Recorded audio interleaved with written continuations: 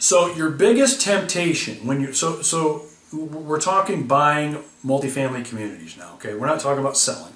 We're talking about buying. The biggest temptation that you have, and you're always going to have it, and for a couple of you, you haven't got into your first multifamily property yet, so but I'm sure you've seen this, is how great the numbers look, how great the income and the returns look on properties that are old, that are not built as apartment properties, they're conversions, or properties in areas and locations that have either a lot of crime, that economically are in decline, that have, like I said, law enforcement issues. Those kinds of properties on paper look amazing. They look fantastic. And it's tempting, very tempting, because they look so good on paper, to buy them and own them. And you can't do it. Now, having said that, everybody's got their thing. So, I mean, I used to work with a guy, and this is a guy that owned hundreds of the old converted, used to be a 4-bedroom house converted into 8 sleeping rooms kind of properties in locations that you probably wouldn't feel comfortable definitely walking through during the day, but at night there's no way you'd want to. But he owned hundreds of these things and he loved it. Okay? He loved it. That was his thing. So, but guys like him, he's unconventional. I mean, he's an outlier. Okay. For most of us, even though the numbers look great, the returns look fantastic, you have to stay away from those kinds of properties and those kinds of locations. So, in more than one of my books, I have a list of properties you need to avoid. And the converted properties from house to sleeping rooms are definitely ones that you need to run away from. The only exception to that, by the way, are properties that are located right across the street from the university. Okay, so if so I went to school at the University of Northern Iowa. Okay, so right where the campus is, right across the street, if there's houses right across the street from campus, oh yeah, I'm buying those because I can get $1 bazillion a month rent for each of those bedrooms. But that's like the only exception, pretty much.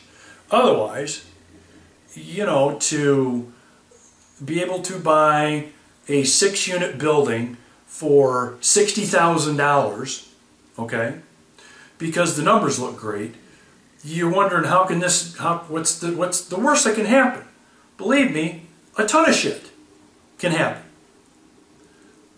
Things you don't even think about. Because of the size of the building, the age of the building more specifically, and the kinds of residents that you will attract there.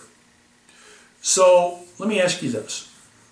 In an economically depressed area with a lot of crime, what kind of resident do you think you will attract that would want to live there?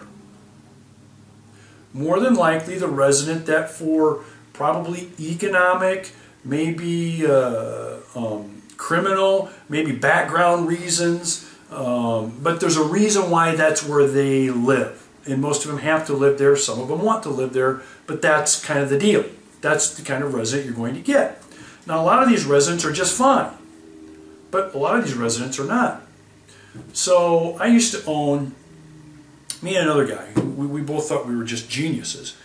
We purchased properties, we purchased a 60-unit property, older property, in an area that had the worst crime in the city because of how the numbers looked. God, they look great. How can we go wrong here? I mean, a whole bunch of stuff can happen and we're still come out just fine. Well, in the first year we owned this property, we had a building burn down and we had a pipe burst in another building.